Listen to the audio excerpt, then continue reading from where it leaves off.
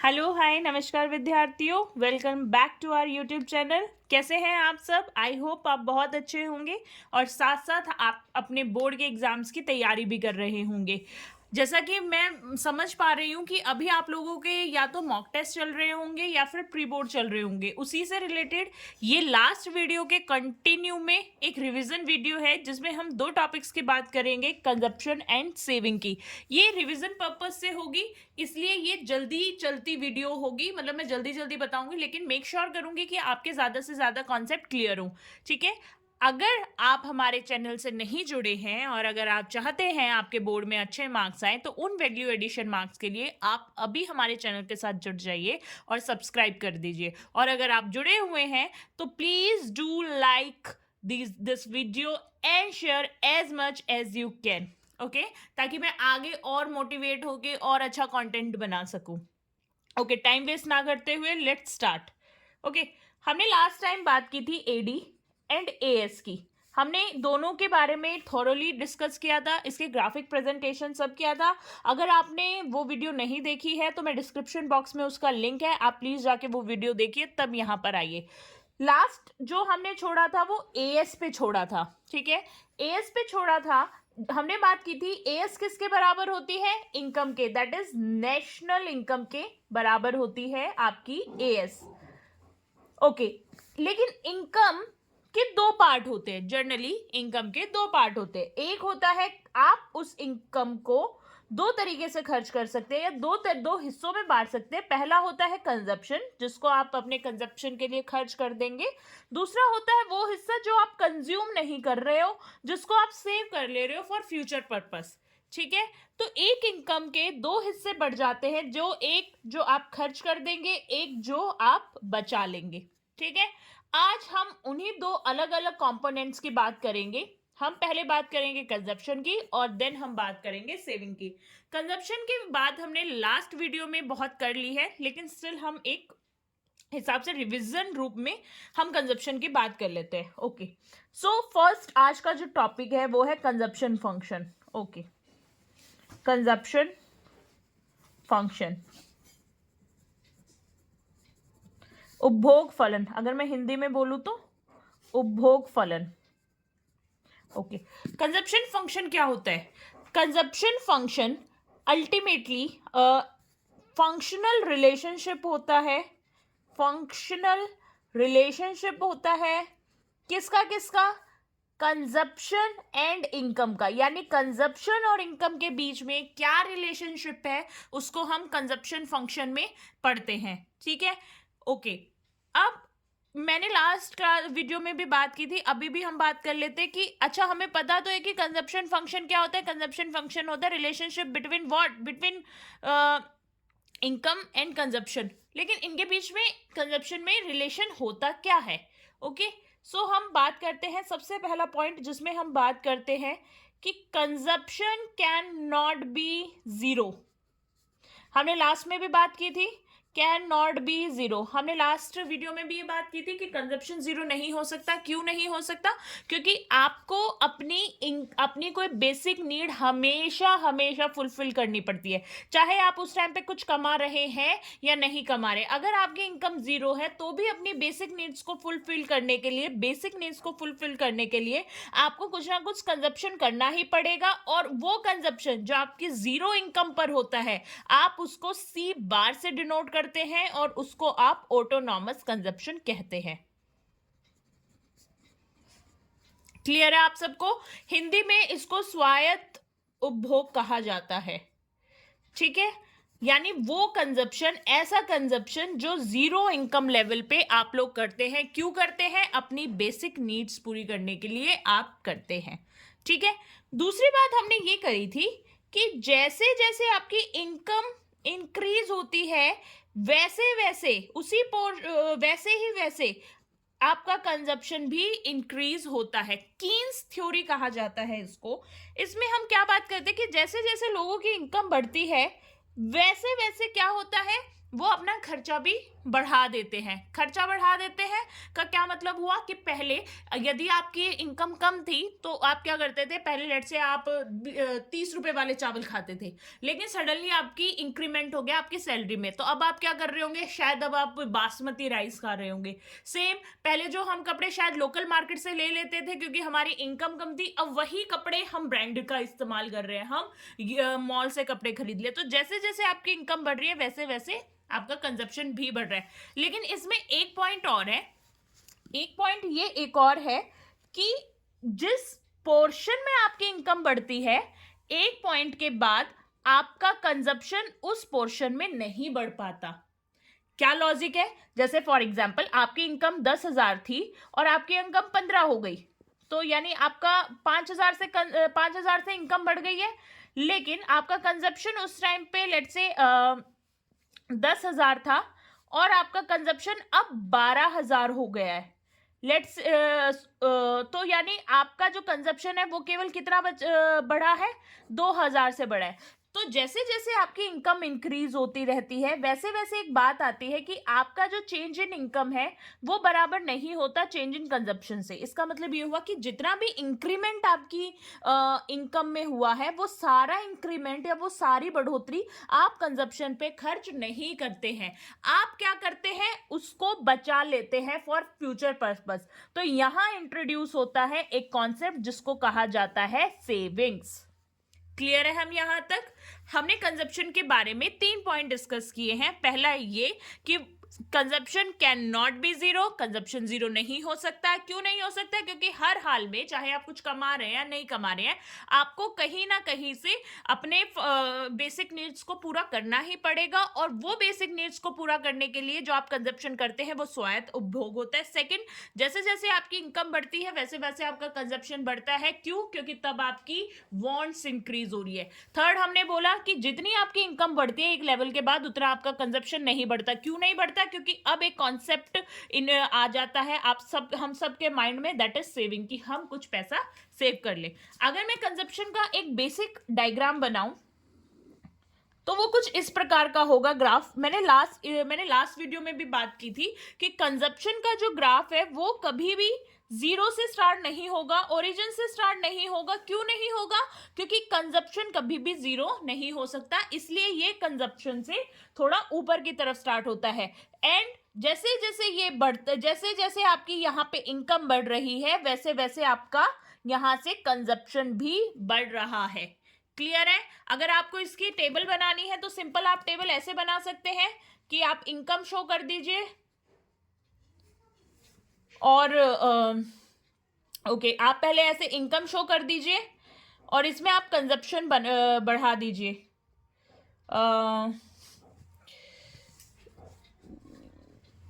Let's ये यहां पर देखो जीरो इनकम है, यहां पर आपका कंजप्शन कुछ है, आपकी इनकम 100 हो गई, आपका कंजप्शन भी बढ़ गया। तो जैसे जैसे इनकम बढ़ रही है वैसे वैसे कंजप्शन बढ़ रहा है, लेकिन जितना इनकम में चेंज है उतना कंजप्शन में चेंज नहीं है। ठीक है, आई होप हम यहां तक क्लियर होंगे। ये मैंने ना इक्वल गैप लिया, जरूरी नहीं है इक्वल गैप हो, ऊपर नीचे भी गैप हो सकता है। आई होप कंजप्शन आपको बहुत अच्छे से क्लियर है। इसी के साथ मैंने यहाँ एक वर्ड बोला था सेविंग, तो हम लगे हाथ एक और कॉन्सेप्ट को डिस्कस कर लेते हैं, that is saving. Next topic है हमारा सेविंग्स। ओके, हमने यहाँ बात की थी कि जब आपकी इनकम बढ़ रही है लेकिन जो आपका इनकम का पोर्शन बढ़ा वो आपने सारा खर्च नहीं किया, यानी आपने अपनी सारी इनकम खर्च नहीं की, तो एक कॉन्सेप्ट का इजाद होता है, वो है सेविंग्स। सेविंग्स इस टाइम पे पिक्चर में आ गया है तो हम सेविंग की बात कर लेते हैं। और इससे पहले भी हमने ये बात की थी कि आपकी जो इनकम है वो 2 हिस्से में बटी होती है, जिसमें आप एक हिस्सा कंजप्शन यानी खर्च कर देते हैं और दूसरे हिस्से को आप सेव कर लेते हैं। ठीक है, अभी हम बात करेंगे सेविंग फंक्शन की। अगेन सेविंग फंक्शन एक फंक्शनल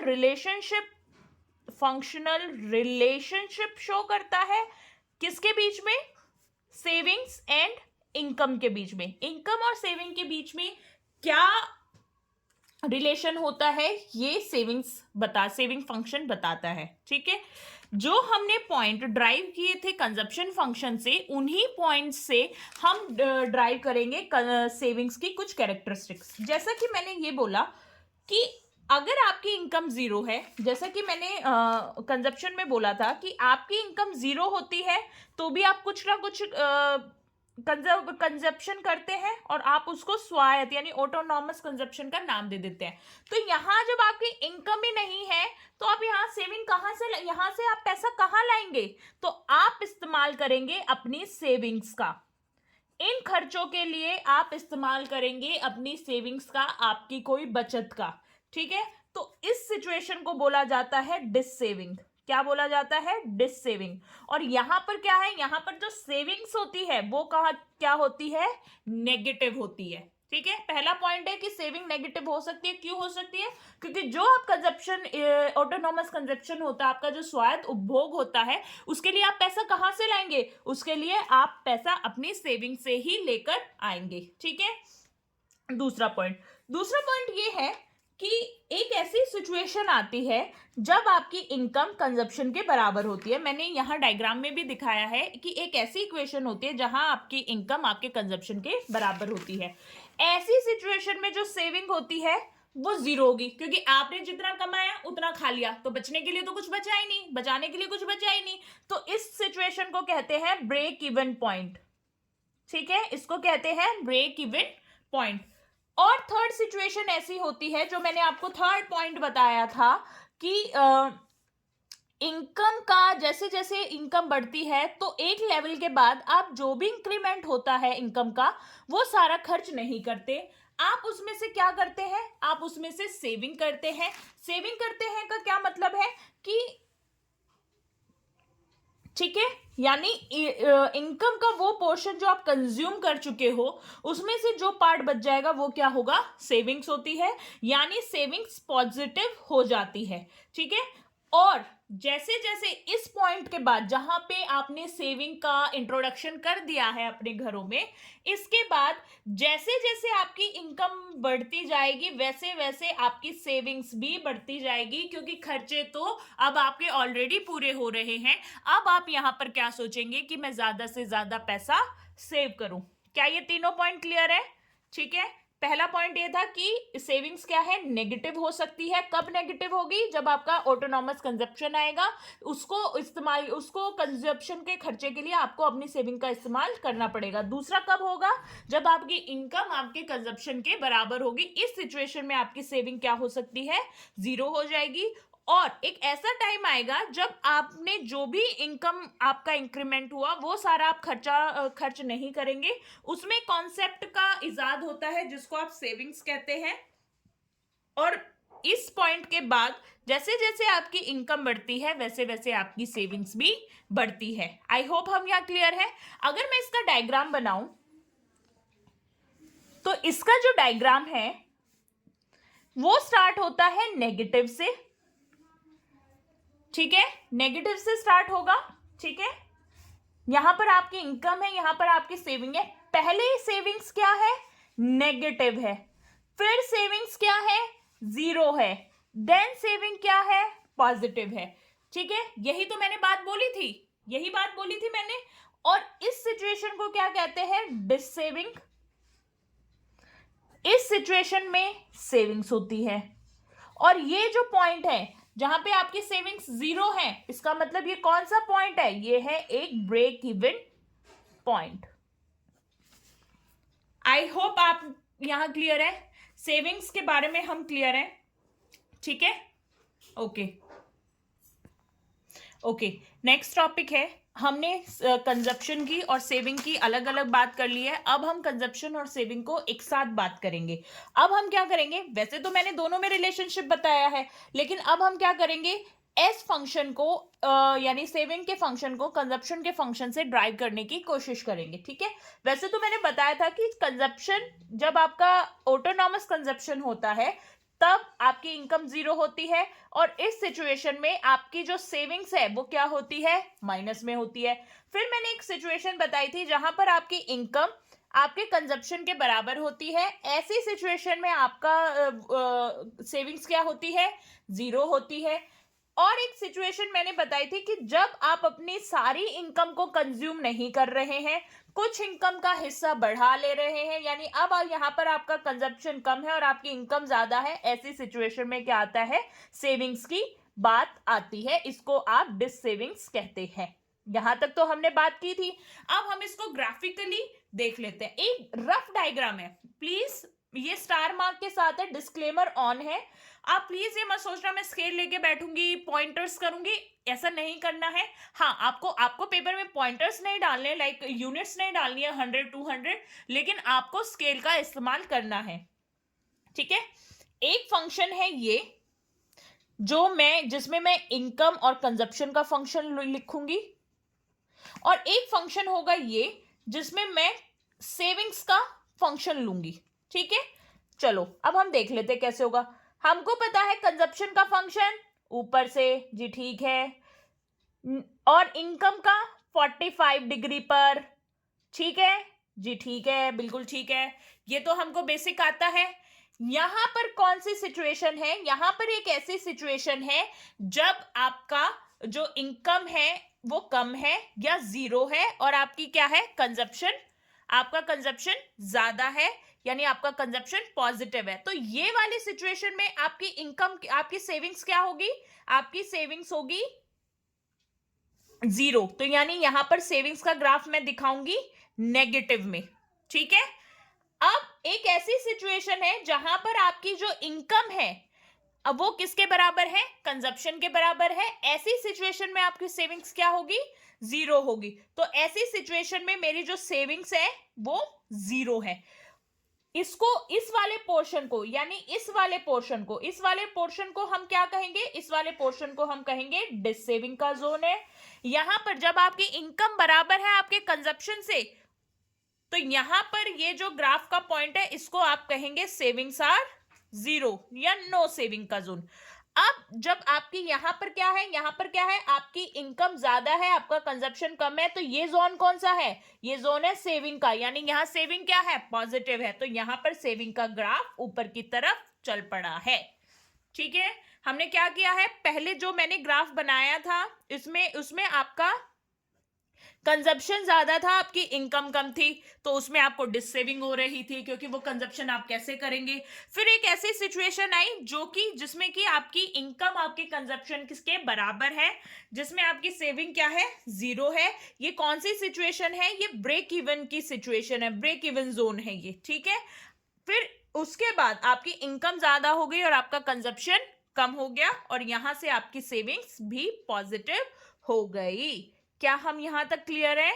हमने आज 3-4 टॉपिक देखे, जिसमें सबसे पहले हमने कंजप्शन की बात की है और सेविंग्स की बात की है, और हमने दोनों को इकट्ठा पढ़ने की भी कोशिश की है, दोनों में रिलेशन स्टेब्लिश करने की कोशिश की है।